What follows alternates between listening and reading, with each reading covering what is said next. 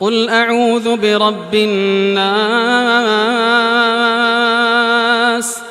مَلِكِ النَّاسِ إِلَٰهِ النَّاسِ مِن شَرِّ الْوَسْوَاسِ الْخَنَّاسِ الَّذِي يُوَسْوِسُ فِي صُدُورِ النَّاسِ مِنَ الْجِنَّةِ وَالنَّاسِ